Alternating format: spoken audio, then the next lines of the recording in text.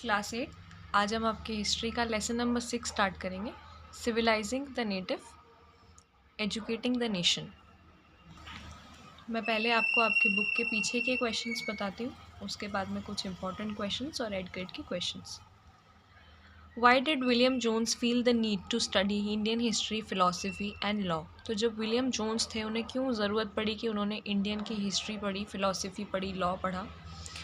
He felt the need to study Indian history, philosophy and law because he has a deep respect for ancient cultures for both of India and the West, क्योंकि उनके मन में बहुत इज्जत थी दोनों जगह के ही कल्चर्स की, इंडिया की भी और उनके खुद के वेस्ट की। इसके साथ में in order to understand India he felt it was necessary to discover the sacred and legal texts that were produced in the ancient period। यानी उन्हें लगा कि भारत को समझने के लिए ज़रूरी है कि वो इनके पुरानी लिखी हुई जितनी भी चीज़ें हैं, भले ही वो भगवान से रिलेटेड हो, रिलीजियस हो या लीगल हो, वो सब पढ़ना ज़रूरी है। For only those texts could reveal the real ideas and laws of Hindus and Muslim, and only a nature of this text would form the basis of future development in India। यानी सिर्फ लिखी हुई इन्हीं चीज़ों से पता चल सकता था कि आखिरकार हिंदू और मुस्लिम्स के आइडियाज़ और लॉ क्या हैं, और इंडिया का डेवलपमेंट जो था फ्यूचर में वो इसी से हो सकता था।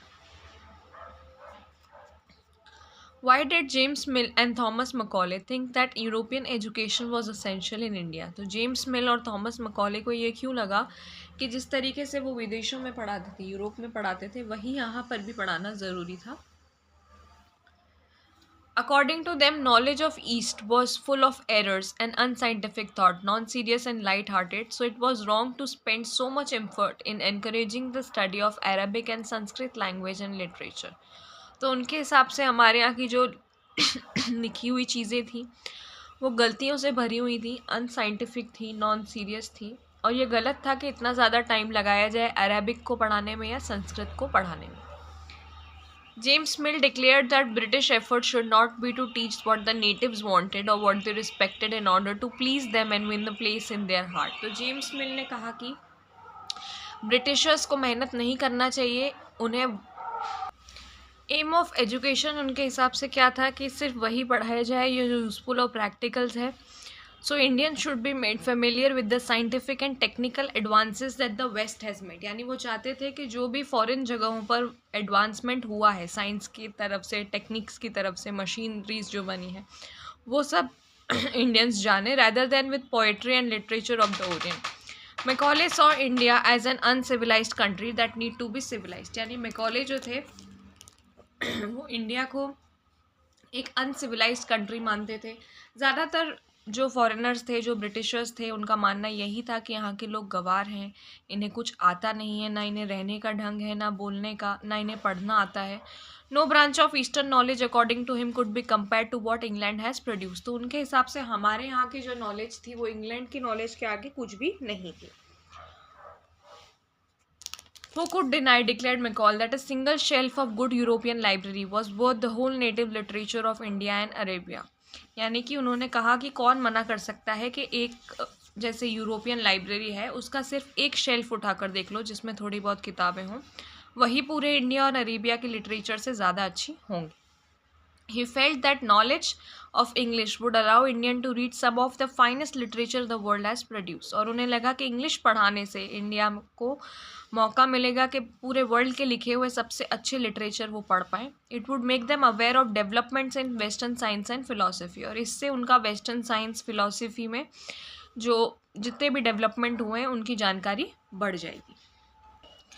Teaching of English could thus be a way of civilizing people, changing their taste, values and culture। तो उन्हें लगा कि इंग्लिश पढ़ाने से सब कुछ उनका सही हो जाएगा, बोलना चालना, रहना, जितना भी उनका है संस्कार, उनके सब कुछ बदल जाएगा और सब चीज़ें चेंज हो जाएंगी।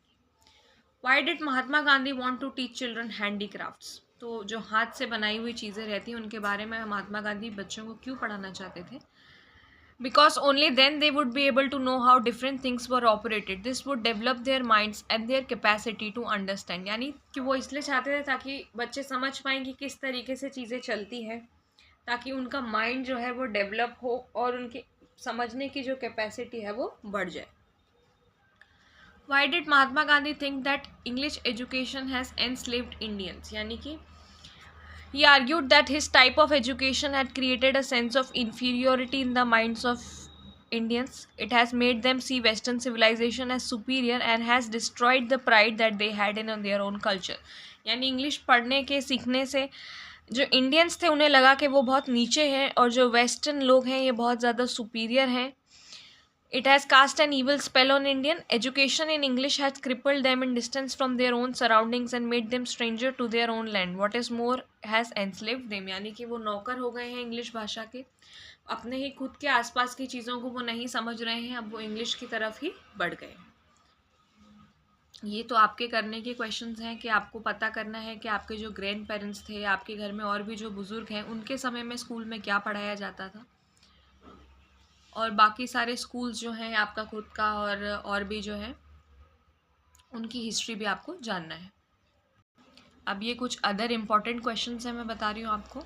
How did Thomas Babington Macaulay see India. हमने देखा था थॉमस मैकॉले जो थे वो इंडिया को एक अनसिविलाइज्ड कंट्री कहते थे, यानी उनके हिसाब से इंडिया के लोगों को ना रहना आता था, ना खाना आता था, ना बोलचाल आती थी. एक तरीके से वो हमें गंवार समझते थे. In which year was Madrasa set up in Calcutta? 1781. When was the Hindu College Banaras established? 1791.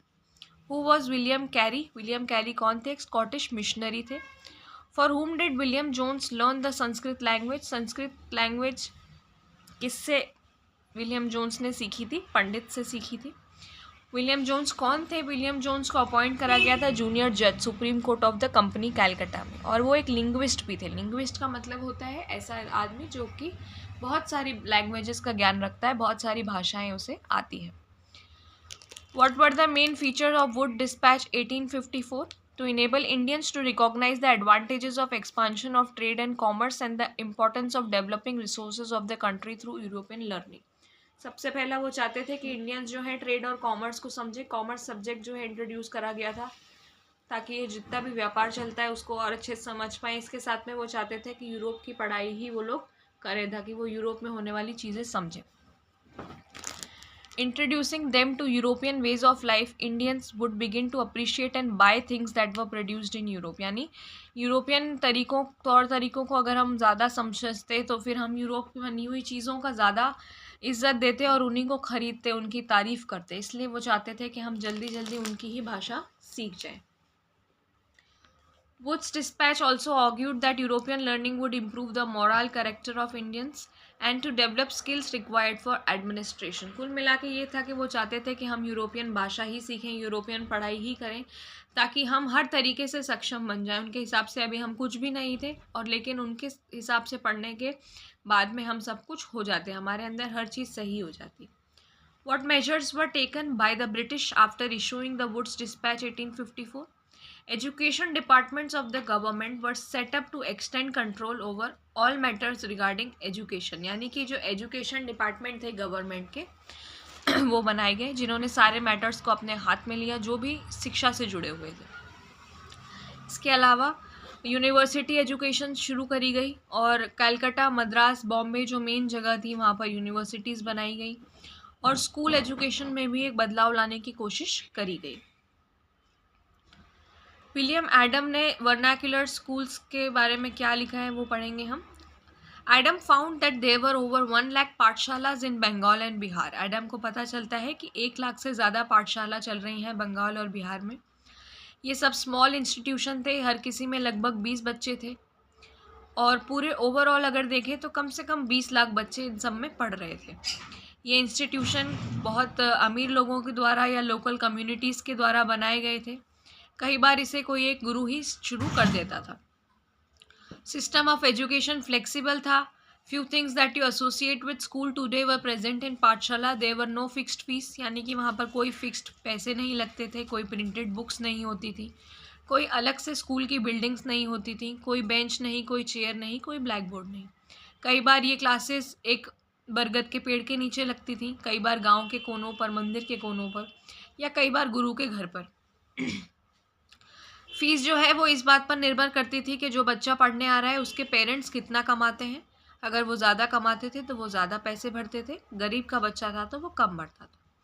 Teaching orally चलती थी, मुंह से बोलकर मौखिक पढ़ाया जाता था. गुरु जो रहता था वही डिसाइड करता था क्या पढ़ाना है, जो भी उनको लगता था कि बच्चों को ज़रूरत है। सारे बच्चे एक जगह पर बैठ जाते थे और अलग अलग तरीके की चीज़ें उन्हें पढ़ाई जाती थी, उनसे बात करी जाती थी। महात्मा गांधी के हिसाब से प्रैक्टिकल नॉलेज जो थी वो ज़रूरी क्यों थी लोगों के दिमाग के लिए, दिल के लिए? Mahatma Gandhi believe that western education focused on reading and writing rather than oral knowledge. तो महात्मा गांधी का मानना था कि जो वेस्ट की एजुकेशन है वो ज़्यादातर रीडिंग और राइटिंग की तरफ ही चलती है, ओरली उनका कोई नॉलेज नहीं है। इसके अलावा it value text book rather than live experience and practical knowledge. और जो वेस्टर्न नॉलेज है वो ज़्यादातर बुक्स के हिसाब से ही चलती हैं, लेकिन जो हमारे यहाँ की नॉलेज थी वो एक्सपीरियंस से चलती थी और प्रैक्टिकली चलती थी। हम चीज़ें करके और उनको समझने की कोशिश करते थे। उन्होंने आर्ग्यू किया कि एजुकेशन का मकसद ये होता है कि वो इंसान का दिमाग जो है उसको डेवलप करे, उसके अंदर का जो सोल है उसको डेवलप करे, कि सिर्फ पढ़ना और लिखना आना जो है वो एजुकेशन में काउंट नहीं होता है। लोग जो है उन्हें अपने हाथों से काम करना चाहिए, क्राफ्ट का काम करना चाहिए, देखना चाहिए कि चीज़ें कैसे बनती हैं, ताकि उनका माइंड जो है वो डेवलप हो पाए और उनकी समझने की जो क्षमता है वो बढ़ पाए। Gandhi ji and Tagore thoughts in education were similar in many senses, but what were the differences? तो गांधी जी और जो टैगोर जी थे वो शिक्षा के बारे में लगभग समान ही सोचते थे, लेकिन कुछ उनके बीच में डिफरेंसेस थे। वो क्या थे? Gandhi ji was highly critical of western civilisation and its worship of machines and technology. तो गांधी जी के हिसाब से जो गांधी जी थे वो बुराई करते थे विदेशियों के मशीन के यूज़ की, लेकिन टैगोर जो थे वो चाहते थे कि जो वहाँ की अच्छी चीज़ें हैं वो भी हम लें और जो यहाँ का अच्छा है वो तो हमारा है ही। और वो एम्फोसाइज़ करते थे कि आर्ट, म्यूज़िक, डांस और जो भी हम पढ़ते हैं उसके साथ साथ हमें साइंस भी पढ़ाया जाए, टेक्नोलॉजी भी पढ़ाई जाए। टैगोर के शांति निकेतन के बारे में हम क्या जानते हैं? तो शांति निकेतन जो था वो रविन्द्रनाथ टैगोर ने 1901 में स्टार्ट किया था। जब टैगोर बच्चे थे तो वो स्कूल जाना पसंद नहीं करते थे, उन्हें स्कूल एक जेल जैसा लगता था, उन्हें कभी समझ नहीं आता था कि वो क्या कर रहे हैं। तो ग्रोइंग अप वो चाहते थे कि वो एक ऐसा स्कूल बनाए जहाँ बच्चे फ्री रह सकें, क्रिएटिव रह सकें, अपने खुद के दिमाग से, अपनी खुद की इच्छा से काम कर सकें, सेल्फ लर्निंग कर सकें। तो टैगोर के हिसाब से स्कूल जो है वो बच्चों के अंदर की नेचुरल इच्छाओं को मार देता है, ना वो क्रिएटिव रहते हैं, ना अपने सेंस ऑफ वंडर से सोचते हैं। Tagore was of the view that creative learning could be encourage only with in a natural environment. तो उनके हिसाब से अगर आप नेचुरल जगह पर बैठते हो तो आपके दिमाग जो है वो ज़्यादा चलता है। तो उन्होंने अपना स्कूल एक गांव के एरिया में बनाया जहाँ पर उन्हें शांति मिली, तो इसलिए उन्होंने उसका नाम शांति निकेतन रखा, जहाँ पर नेचर भी था, बच्चे भी थे और वो अपनी नेचुरल जो क्रिएटिविटी थी उनके अंदर की उसको बाहर ला सकते थे। अब आपके एड ग्रेड के क्वेश्चंस हैं। ये ओरिएंटलिस्ट तो हम देख चुके थे। ओरिएंटलिस्ट पर्सन होता है जो लैंग्वेज, कल्चर के बारे में पढ़ता है। कल्चर मिशन क्या था ब्रिटिशर्स का? कल्चर मिशन ये था कि वो हमें पढ़ाएं, लिखाएं और हमारे अंदर का सब कुछ बदल दें, यानी वो हमें इंग्लिश पढ़ाएं ज़्यादातर और उनके यहाँ की ही सारी चीज़ें पढ़ाएं। एशियाटिक सोसाइटी बंगाल किसने बनाई थी? विलियम जोन्स ने बनाई थी, कुकब्रुक और हेल्थट के साथ में। और जेम्स मिल का ओपिनियन क्या था कि वो लोगों का दिल कैसे जीत सकते हैं, ये भी हमने पढ़ा है। जेम्स मिल वो थे जो ओरिएंटलिस्ट को अटैक करते थे। जेम्स मिल के अकॉर्डिंग जो भी नेटिव्स हैं, यहाँ पर रहने वाले लोग हैं इंडिया में, उनका दिल जीतने की हमें कोई ज़रूरत नहीं है, हम उन्हें वो नहीं पढ़ाएंगे जो वो पढ़ना चाहते हैं। उनके हिसाब से एजुकेशन यूज़फुल और प्रैक्टिकल होनी चाहिए। तो वो चाहते थे कि इंडियंस जो हैं वो विदेशी चीज़ों से अब रूबरू हो जाएं कि वहाँ पर क्या क्या डेवलपमेंट हो चुका है। What message did Charles Wood dispatch contain? क्या मैसेज था उसमें? उसमें एजुकेशन पॉलिसी थी जो इंडिया में अब फॉलो होना थी, उसमें प्रैक्टिकल बेनिफिट्स थे यूरोपियन लर्निंग के और बहुत सारी चीज़ें थी, जिसमें से कुछ मेन चीज़ें यही थी और सबसे मेन यही था कि अब हमें यूरोपियन के हिसाब से ही इंडिया में पढ़ाना है। इंडिया में संस्कृत और ये सारी चीज़ें नहीं पढ़ाई जाएंगी। One of the practical uses the dispatch pointed to was economy, यानी कि उसमें कॉमर्स वगैरह के बारे में भी लिखा था, जिस तरीके से व्यापार जो था वो बढ़ता जा रहा था, उसकी डेवलपमेंट समझें लोग, इस वजह से ये सब चीज़ें भी उसमें थी। और यूरोपियन तरीके से लाइफ को जीना, यूरोपियन लोग जैसा करते हैं वैसा करना और उनके यहाँ से सामान को ज़्यादा खरीदना, ये सब चीज़ें उसमें थी। इसके साथ में यूरोपियन लर्निंग से हमारा कैरेक्टर अच्छा हो जाएगा, हम और ज़्यादा ऑनेस्ट हो जाएंगे, इन्हें ऐसा उन्हें लगता था। 1854 के बाद कंपनी ने क्या स्टेप्स उठाए? इनने बहुत सारे गवर्नमेंट के पंडित्स इंचार्ज रखे 4-5 स्कूलों में। पंडित्स का काम ये था कि वो पाठशाला जाएं, टीचिंग बढ़ाएं। इसके साथ में हर गुरु से कहा गया कि वो पीरियोडिक रिपोर्ट सबमिट करे, एक रेगुलर टाइम टेबल हो क्लास में, वो बताए कि हर बच्चा कैसा कर रहा है। टीचिंग अब जो थी वो टेक्स्ट बुक के हिसाब से होगी और उसके एनुअल एग्जामिनेशंस भी लिए जाएंगे। और इसके साथ में स्टूडेंट्स को एक रेगुलर फीस भरने को कहा गया, क्लासेस अटेंड करने को कहा गया, एक फ़िक्स जगह पर बैठने को कहा गया और डिसिप्लिन के साथ में रहने को कहा गया। तो ये आपका लेसन नंबर 6 ख़त्म हो गया है। मैं इसके पहले के चैप्टर्स डाल चुकी हूँ, तो वो आप देख सकते हैं। और इसमें आप एड ग्रेड के क्वेश्चंस और जो इम्पोर्टेंट क्वेश्चंस हैं उन पर ज़्यादा ध्यान दें, क्योंकि आपके बोर्ड्स में काम आएंगे।